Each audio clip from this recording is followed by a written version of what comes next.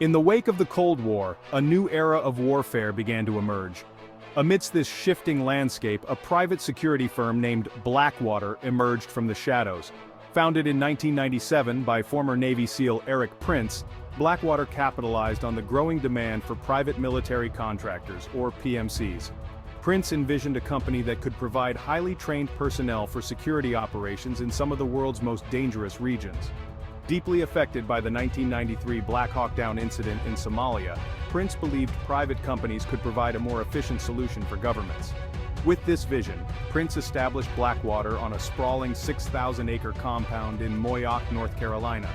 The company's name, Blackwater, was derived from the peat-darkened swamps surrounding its training facility. From its inception, Blackwater attracted former soldiers seeking adventure and lucrative contracts. Fueled by Prince's ambition, Blackwater quickly grew from a small training facility into a private military powerhouse. By the mid-2000s, Blackwater had become a major player in the burgeoning private military industry, with thousands of employees deployed around the globe.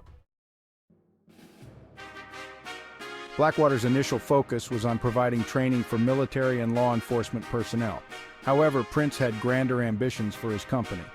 The 9/11 terrorist attacks created a surge in demand for security services.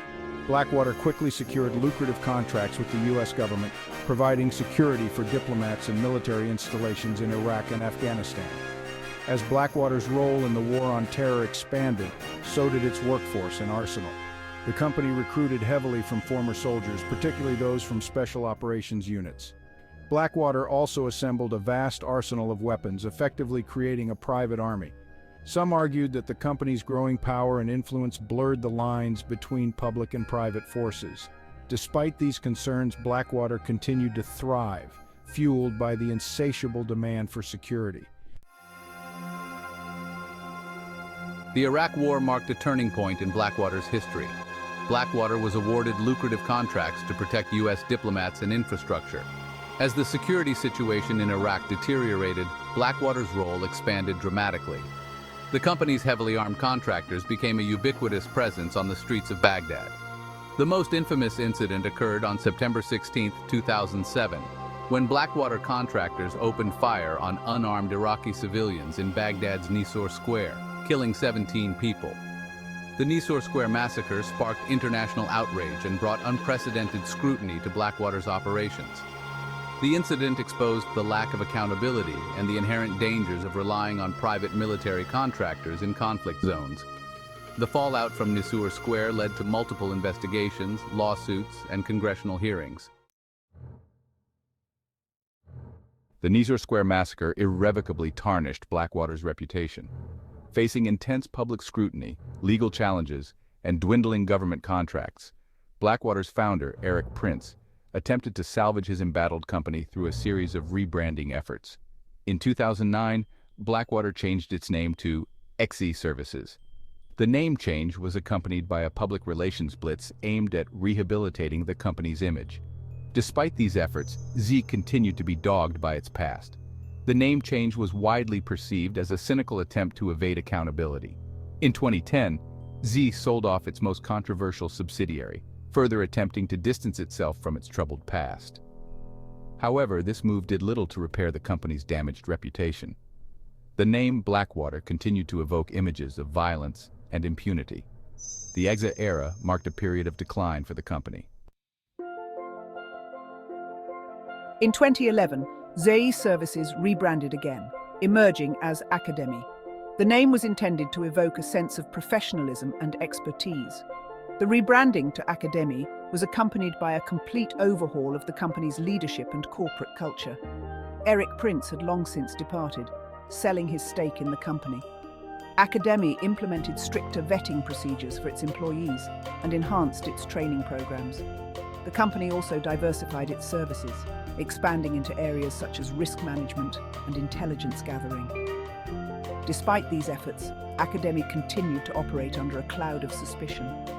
The company's past, as Blackwater and GE, cast a long shadow. The legacy of Blackwater continues to cast a long shadow over the private military industry. The company's rise and fall serve as a cautionary tale about the dangers of unchecked corporate power and the lack of accountability in conflict zones. Blackwater's name has become synonymous with the excesses of the private military industry. The controversies surrounding Blackwater led to increased scrutiny of private military contractors. Despite its tarnished reputation, Blackwater's legacy is a complex one. The rise of private military companies like Blackwater has ignited a fierce debate about the privatization of war. Critics argue that outsourcing military functions to for-profit companies undermines democratic principles and creates a dangerous accountability vacuum. Proponents of PMCs argue that these companies provide valuable services in complex security environments. The debate over PMCs raises fundamental questions about the nature of war and the role of the state. It also highlights the challenges of ensuring accountability and control over private actors.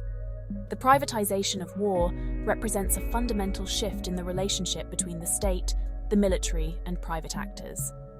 It challenges traditional notions of sovereignty and accountability. One of the most contentious aspects of private military companies is the issue of legal accountability. PMCs often operate in a legal gray zone, enjoying a degree of immunity from prosecution. This lack of accountability has led to accusations of impunity and raised concerns about human rights abuses. The legal framework governing PMCs is often fragmented and inadequate. Addressing the legal accountability gap for PMCs is crucial for ensuring that these companies are held responsible for their actions. Beyond the ethical and legal concerns, the use of private military companies also presents a range of practical implications. PMCs can provide valuable services in certain contexts, offering specialized skills and cost-effectiveness. However, their use also carries inherent risks and limitations. PMCs are often motivated by profit, which can lead to risky or unethical behavior. The use of PMCs can also complicate military operations and create command and control challenges. While PMCs can offer practical advantages, their use should be approached with caution. The debate over private military companies ultimately boils down to a fundamental question. Are they a necessary evil or a threat to democratic values? PMCs can provide valuable services in certain contexts, offering specialized skills and flexibility. However, the use of PMCs also raises serious concerns about accountability and transparency. These companies operate in a legal grey zone, often with little oversight. The decision to employ PMCs requires a careful assessment of the risks and benefits. Ultimately, the use of PMCs should be a last resort, employed only when absolutely necessary. The legacy of Blackwater serves as a stark reminder of the complex challenges posed by the privatization of war. The use of private military companies presents a moral and ethical quandary. It is crucial to establish clear legal frameworks and ensure effective oversight and accountability mechanisms. The debate over PMCs is about finding the right balance between leveraging private capabilities and safeguarding democratic values. The future of warfare may depend on our ability to navigate these complex issues with wisdom and ethical conduct.